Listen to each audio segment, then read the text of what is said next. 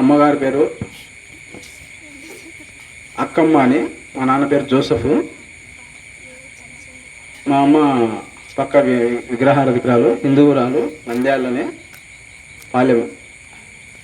మా నాన్నది గిద్దలూరు దగ్గర రాచల దగ్గర అనుమలవీడి గ్రామము. మా నాన్న క్రైస్తవుడు కానీ మా అమ్మ పక్క హిందువురాలు. మా నాన్నకు మా అమ్మకు ముగ్గురు పిల్లలము. మా అన్న ప్రసాద్ పెద్ద ఆయన, రెండో ఆయన, మూడో అన్న చెల్లెలు ఉందన్నమాట. కాబట్టి మేము ముగ్గురు సంతానము. మా నాన్న నామకార్థ క్రైస్తవుడు కాబట్టి సంవత్సరానికి ఒకసారి క్రిస్మస్ పండుగ వచ్చినప్పుడు బట్టలు పట్టించుకోవడము, పిండి వంటలు చేసుకోవడము, సంవత్సరానికి ఒకసారి చర్చికి వెళ్ళేవాళ్ళం. తర్వాత ఓన్లీ క్రిస్మస్ పండుగకే పోయేది. తర్వాత జనవరి ఫస్ట్ కూడా అప్పుడప్పుడు వెళ్ళేవాళ్ళం. మా పెద్దమ్మళ్ళు కర్నూలులో ఎబ్రోన్ సమావేశంలో ఎరుసలేం మందిరం వెళ్ళేవాళ్ళు. తర్వాత మరి ఇంకా చిన్నగా ఉన్నప్పుడు మేము మా గిద్దలూరు పోయినప్పుడు మా విలేజ్లో కూడా మందిరం ఉండేది. మరి అది ఆర్సీఎం చర్చ్ అనుకుంటా. తర్వాత కొంతకాలం ఆర్సీఎం చర్చ్ అయిన తర్వాత మా పెద్దమ్మళ్ళు ఎబ్రోన్ సమావేశం పోతున్నారు. వాళ్ళకి అంత భక్తి బాగానే ఉంది కానీ మాకు భక్తి లేదనమాట. మా నాన్న నామకార్థ క్రైస్తవుడు కాబట్టి, మా అమ్మ హిందువురాలు కాబట్టి, పక్క విగ్రహాలు కాబట్టి నంద్యాలలో దేవుడు అంటే తెలియదు. ఓన్లీ క్రిస్మస్ పండుగ మాత్రమే వెళ్ళేవాళ్ళము. తర్వాత జనవరి ఫస్ట్కి అప్పుడప్పుడు వెళ్ళేవాళ్ళము. మిగతా దినాలన్నీ యథాతథంగా లోకవృత్తిగానే అందరి మాదిరే హిందువుల మాదిరే జీవించేవాళ్ళం. తర్వాత మా నాన్న నామకార్థ క్రైస్తవుడు ప్లస్ ఇంకొకటి ఏమిటంటే మా పెదనాన్నకు మిలిటరీలో జాబ్ చేసినాడు. మా పెదనాన్నకు అంత ఇంత భక్తి ఉంది. మా నాన్నకు భక్తి లేదు, నామకార్థ క్రైస్తవుడు ప్లస్ అదిగాక పోలీస్ డిపార్ట్మెంట్లో ఉద్యోగం చేసిన కాబట్టి అసలు భక్తి లేదనమాట. ఓన్లీ క్రిస్మస్ భక్తులు అనమాట. అట్లా జీవితం కొనసాగుతుంటే దేవుని గురించి ఏనాడు బైబిల్ చదివింది లేదు. ఏనాడు యేసు గురించి రక్షకుడని, మారు మనసుని అస్సలు పదాలు తెలియదు. దాదాపు నా చదువు అయిపోయేంత వరకు, డిప్లొమా అయిపోయేంత వరకు కూడా నాకు రక్షణ అనే పదం తెలియదు, మారు మనసు అనే పదం తెలియదు. ఓన్లీ క్రిస్మస్ క్రైస్తవుల మాదిరి ఉండేవాళ్ళము. యథాతథంగా ఇక్కడే నంద్యాలలో ఎక్కువ పెరిగినాము. నంద్యాలలో పాలెంలో ఎక్కువ ఫ్రెండ్స్ నెంబర్ తిరుగుకుంటూ, అల్లరిగా తిరుగుకుంటూ, లోకంలో పాపంలో జీవిస్తూ, తర్వాత ఆ విధంగా జీవిస్తుండే వాళ్ళము. తర్వాత ఇక్కడ నంద్యాలలో 7వ తరగతి వరకు చదువుకున్నాను, మున్సిపల్ హై స్కూల్లోనే. తర్వాత 8th నుంచి 10th వరకు కర్నూలులో మా నాన్న పోలీస్ డిపార్ట్మెంట్లో జాబ్ చేసిన తర్వాత కర్నూలులో పేపర్ మిల్లో జాబ్ చేసేవాడు డ్రైవర్గా. మా నాన్న పోలీస్ జాబ్ చేసిన తర్వాత డ్రైవింగ్ నేర్చుకొని పేపర్ మిల్ పోయినాము. అక్కడ 8th నుంచి 7th కూడా కంప్లీట్ కాలేదు నంద్యాలలో. 7th మధ్యలోనే ఇక్కడ డిస్కంటిన్యూ చేసి అక్కడ 7th మళ్ళీ కంప్లీట్ చేసి 10th వరకు అక్కడ కర్నూలు అవతల పేపర్ మిల్ అని ఉంది. కొంతమంది తెలుసుంటుంది అన్న కూడా. ఒకసారి నేను శివకుమార్ అన్న ఒక మ్యారేజ్ ప్రపోజల్ పోయినాం పంచలింగాలకని. మ్యారేజ్ ప్రపోజల్ కోసము పోయినాం. అక్కడ పంచలింగాల అవతల పేపర్ మిల్ కంటే ముందు ఆల్కాలిస్ వస్తుంది, టీజీ వెంకటేష్ ఫ్యాక్టరీ. ఆ ఫ్యాక్టరీ అప్పుడు పర్లేదు. పేపర్ మిల్లో దాదాపు 10th వరకు చదువుకున్నాను. 10th వరకు చదువుకున్న తర్వాత పేపర్ మిల్లో పక్కన గొందిపర్ల అనే గ్రామం ఉండేది, పంచలింగాల తాండపాటలో. అక్కడ నేను హై స్కూల్లో చదివేటప్పుడు ఈ ఎస్ఎఫ్ఐ కమ్యూనిస్ట్ పాటలు కొద్దిగా ఆ ఏరియాలో ఎక్కువ ఉండేవి. నాకు ఆ యొక్క ఎస్ఎఫ్ఐ పాటలు, ఈ కమ్యూనిస్ట్ పాటలు అంటే కొద్దిగా పాడాలని ఇష్టం ఉండే.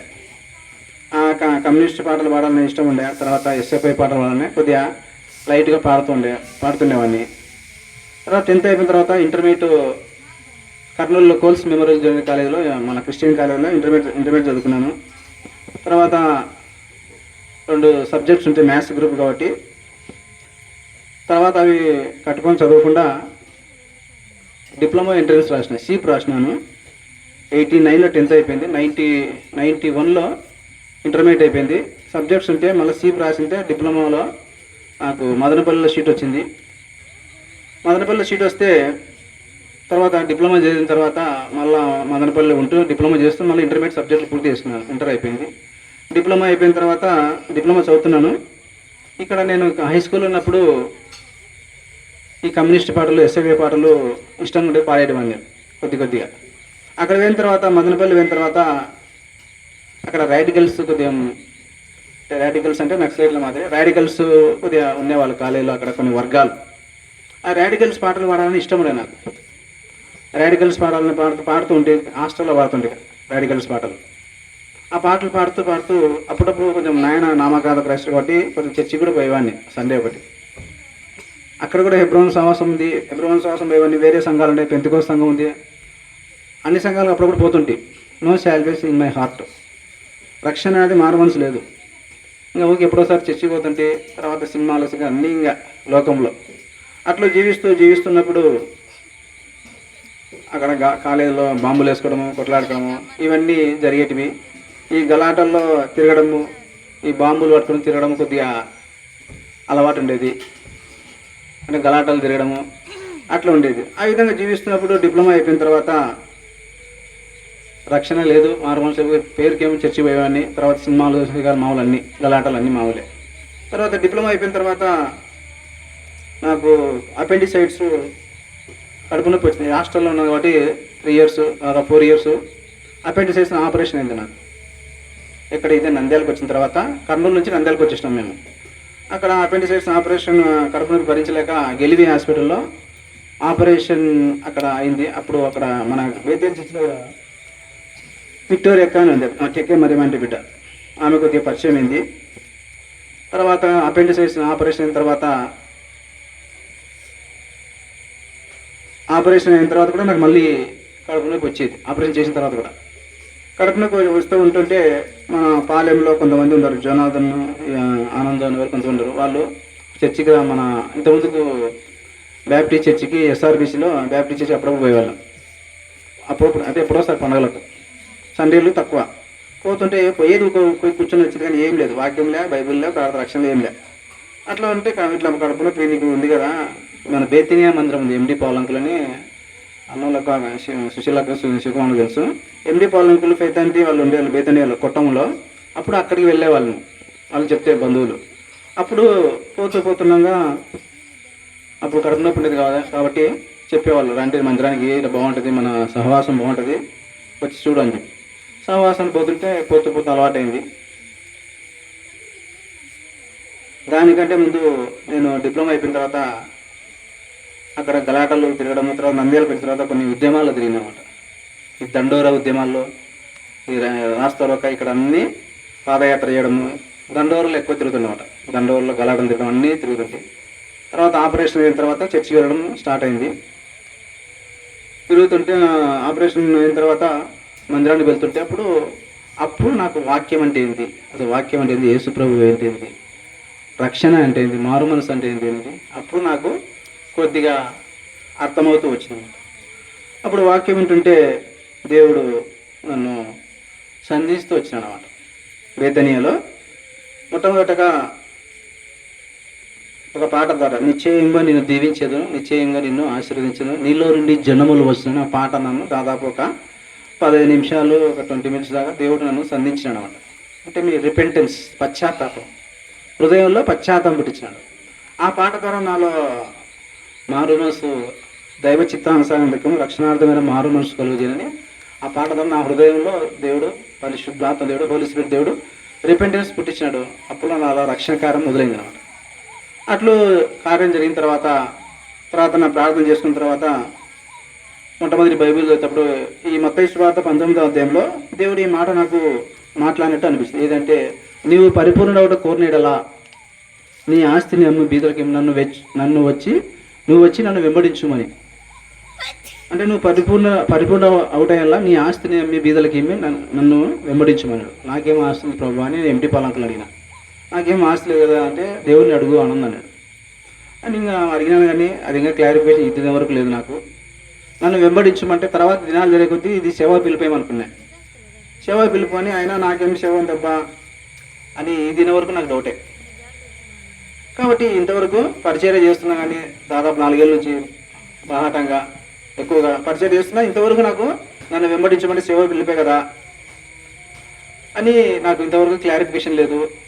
పరిచయం చేస్తున్న వాక్య గ్రహింపు వచ్చింది, అన్ని రకాలు వచ్చింది. కానీ అట్లా సహవాసన పెరుగుతున్నాను. పెళ్లి కాకుండా నుంచి కూడా సువార్తలు పోవడము, ఆర్య ప్రసాద్ గారు కొంతమంది బేతనీయులు బాగా ఎంకరేజ్ చేసేవాళ్ళు. బాగా ఎంకరేజ్ చేసి సువార్తలో నాకు బాగా ట్రైనింగ్ ఇచ్చినారు. నాకు రాకుండా కానీ నేర్పించినాను. చెప్పుకొని బాగా వాళ్ళకి ఏం పెద్దలకు వాళ్ళకి ఏం ఆలోచించినాడో నాకు బాగా ట్రైనింగ్ ఇచ్చినారు సువార్త, వీధి సువార్తలు. ఆ వీధి సువార్తలో దేవుని దయ వల్ల దేవుడు నన్ను బాగా వాడుకున్నాడు. తర్వాత వాడుకున్నా కానీ బేతనీలో సండే స్కూల్ చేయమన్నారు ఒకసారి. ఫస్ట్ సండే స్కూల్ అంటే నాకు రాదు అనుకుంటే చేయలే అని సండే స్కూల్ చేసినాను, సువార్త చెప్తున్నాను. అది అట్లా జరుగుతుంది. కానీ నా జీవితంలో దేవునికి సరిగా లోపలే, సరిగా దేవునికి లోపల వాక్యం తెలిసిన, వాక్యం గ్రహింపు ఉన్నా, రక్షణ కార్యం జరిగిన కానీ, రక్షణ ఆనందం పొందిన కానీ దేవునికి సరిగా లోపలే అన్నమాట. కాబట్టి ఇంకా కొద్దిగా అవిధేయునిగానే మూర్ఖంగానే జీవిస్తూ వచ్చినాను. ఆత్మీయంగా ఎదగలేకపోతున్నా కానీ సహవాసాన్ని వదిలిపెట్టలే అనమాట. సహవాసంలో ఉంటున్నాను. బేతనియా కానీ బేతేలు కానీ సహవాసాలు ఉంటున్నా కానీ వాక్య గ్రహింపు ఉన్నా కానీ కొన్ని విషయాల్లో దేవునికి లోబడలే, దేవుని ద్వారా బ్లెస్ కాలేకపోయినాను. నాకు ఇచ్చిన వాగ్దానం ఏమిటంటే ప్రకటన గ్రంథము 7వ అధ్యాయంలో ఒక మాట ఉంది. నా బాప్తిస్మ వాగ్దానము,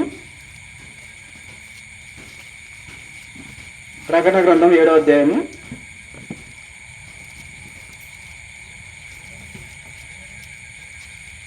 7వ అధ్యాయము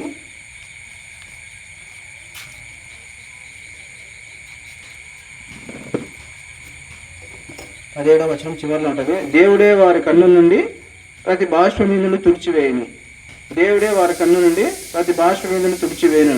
కాబట్టి నేను బాప్తిసం తీసుకున్న తర్వాత బేతనియా మందిరానికి పోతున్నా కానీ అప్పుడు బేతనియాలో కొట్టం కాబట్టి అక్కడ బాప్తిసం ట్యాంక్ లేదు. బేతెల్లో బాప్తిసం ఇచ్చినారు. బేతనియా వాళ్ళు అందరికీ బేతెల్లే అక్కడ బాప్తిసం ఇచ్చినారు.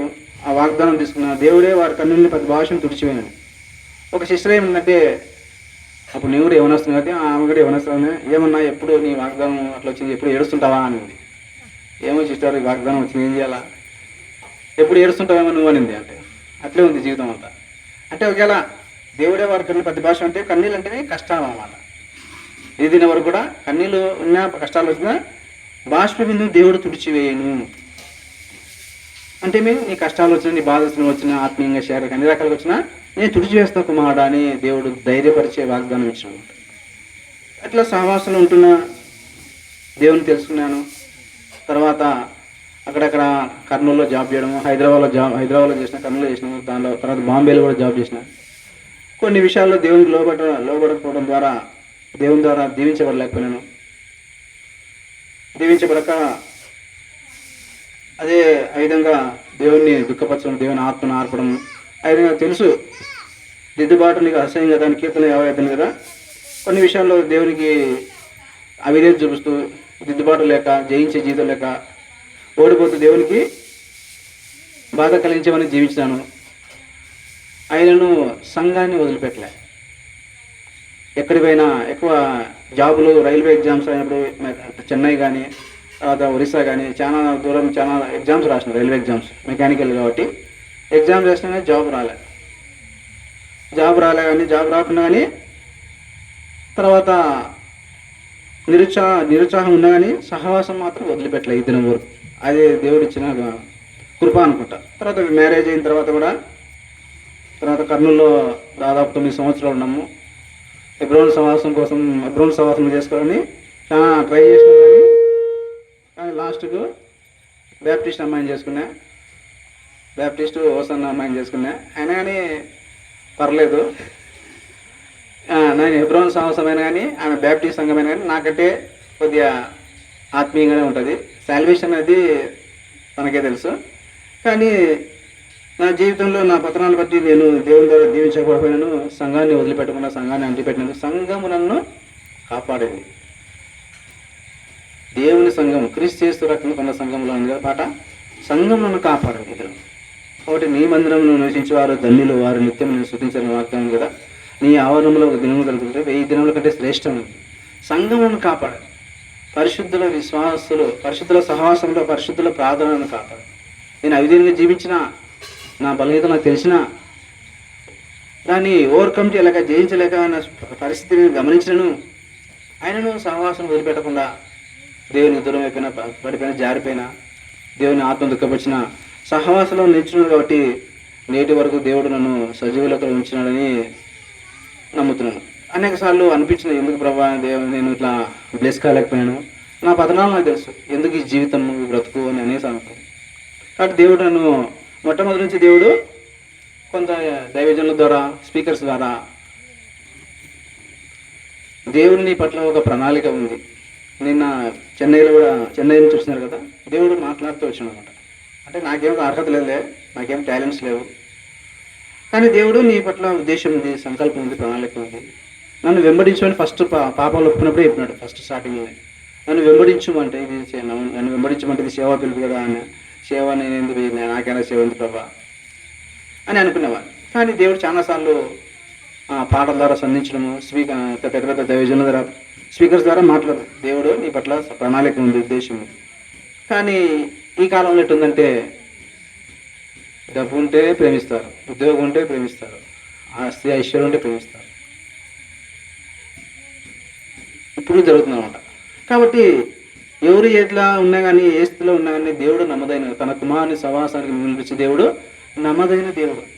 కాబట్టి దేవుడు మన హృదయాన్ని ఎరిగిన దేవుడు. యేసు అందరిని ఎరిగినవాడు, కానీ అందరినీ ఆ దేవుడు వశపరచుకుని అన్నట్టు యోహాను సువార్తలో. కాబట్టి దేవుని సంకల్పము ఏది ఉంటే అట్లా దొరుకుతాయి. కాబట్టి ఎన్నో సమస్యలు వచ్చినా, అవమానాలు వచ్చినా కానీ, ఎవరు ఎంత తృణీకరించినా కానీ, ఆస్తి లేకున్నా, ఐశ్వర్యం లేకున్నా, ఉద్యోగం లేకున్నా, గవర్నమెంట్ జాబ్ లేకపోయినా, ఎంతమంది తృణీకరించినా నేను మందిరాన్ని మానుకోలేదు. మందిరాన్ని మానుకోకుండా సహవాసాలు ఉంటూ, దేవుడిచ్చిన కృప ద్వారా, దేవుడిచ్చిన అంతో ఇంతో దేవుడిచ్చిన తలాంత ద్వారా పరిచర్యలో వాడబడుతూ, దేవుని కృప ద్వారా, దానికి శివకుమార్ కూడా నాకు ఎంకరేజ్ చేసినాడు. ఈరోజు ఏమన్నా అంటే, ఏం తమ్ముడు నువ్వు పరిచయం పోవచ్చు కదా అంటే, నాకేం వస్తుంది నా వాక్యం ఉంటుంది. ఇంతకాలం కర్నూలులో ఉండవు, 9 ఏళ్ళు ఉండవు, నంద్యాలలో, బేతనీళ్ళు, ఎరుసలేములు ఉండవు, పరిచయం చేయి అని అంటే చెప్పినాను. చెప్తుంటే ఒకవేళ గుడికి చచ్చిపోతే ఎట్లా అన్నాడు ఒకసారి. నాకు గుర్తుంది, శివకుమార్ నచ్చలేదేమో అని నాకు గుర్తుంది. పొరపాటు ఒకే గుడికి చచ్చిపోతే ఎట్లా అన్నాడు. అబ్బా అని అనుకుంటే, మనం ఏం చేస్తాం, చచ్చిపోతే ఎట్లా అంటే, ఇంక చచ్చిపోతే ఏం చేయాలంగా. కానీ నేనేం అడగలే బేతేలు వాళ్ళను. వాళ్ళే పరిచయం ఎట్లో రాజారావు అనుకున్నప్పుడేమో, ఆ రాజారావు అనుకున్న అప్పుడు, తర్వాత ఫస్ట్ రాజారావు అనుకున్నప్పుడే పరిచయం స్టార్ట్ అయింది. తమడపల్లికి పోయినా ఫస్ట్. తమడపల్లి నుంచి 31st మార్చ్ నుంచి సర్వీస్కి వచ్చిన తమడపల్లిలో. శివన్న రెండు ఆయన 2 వాక్యాలు, నేను 2 వాక్యాలు తీసుకున్నాను. 4 మెసేజ్లు ఉంటాయి కాబట్టి అట్లాగా పరిచయంలో ఉన్నప్పుడు, తర్వాత మినిస్ట్రీకి రాజారావు అంకుల్ నుంచి ఈ 4 ఏళ్ళలో బాగా దేవుడు ఎక్కువగా వాడుకుంటున్నాడు. కాబట్టి వాడుకుంటున్నానని సంతోషపడడంలే.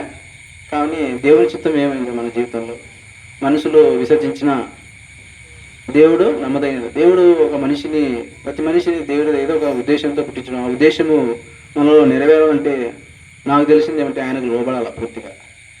పూర్తిగా సంపూర్ణంగా లోబడితే ఆ ఉద్దేశాన్ని నెరవేర్చడానికి దేవుడు సహాయం చేస్తాడు. కాబట్టి భవిష్యత్తులో మళ్ళీ దాదాపు 50 years దాటినా కానీ ఇంతవరకు గవర్నమెంట్ జాబ్ రాలే, సేవ పిలుపు లేదు. ఏంది ప్రభు అంటే, అప్పుడు దేవుడికి ఎక్కువ నేను పాటల ద్వారా సంధించాను. అనంతపూర్లో జాబ్ చేసేటప్పుడు, దేవుడు నిన్ను ప్రేమించను, భయపడకము, నువ్వు నా దాసుడవు, నిన్ను ఉపేక్షంగా నేను నేర్పించుకుంటుని, గనులైన వారిని ఏర్పరచగా, ఎన్నికలని నేర్పగా పాట ద్వారా సంధించినాడు. తర్వాత వేదనీయాల్లో నిశ్చయంగా నేను దీవించదని, తర్వాత నీ ప్రియ ప్రభు సేవ సమర్పించుకొని, అట్లా పాటల ద్వారా చాలా సార్లు అందించినాడు. వేదలు కూడా సాక్షి చెప్పిన ఇదే ఇట్లా చెప్పినాను. కానీ ఇంతవరకు నాకు క్లారిఫికేషన్, సేవ చేయాలన్నా, దాని తర్వాత సువార్త చేయాలన్నా, నాకు వచ్చింది ఎక్కువ సువార్త చేయడం అంటే నాకు ఇష్టం అనమాట. అంటే దేవుడు తలాంత ఇచ్చినాడు అంటే, వాక్యము దేవుడు బాగా చెప్పడానికి కృప ఇచ్చినాడు అనమాట. అది నా గొప్పతనం కాదు, కానీ ఏమో చెప్పలేము. కాబట్టి మనుషులు విసర్జించిన దేవుడు నమ్మదైనాడు. కాబట్టి దేవుడు రక్షించి, దేవుడు ప్రాణం పెట్టింది నా కోసం. కాబట్టి భవిష్యత్తులో దేవుని కోసము, ఇంకా దేవుడు నా పట్ల ఏ ఉద్దేశం కలిగినో ఆత్మీయంగా బలపడినట్లుగా నా కోసం ప్రార్థన చేయమని మిమ్మల్ని అందరినీ కోరుచున్నాను.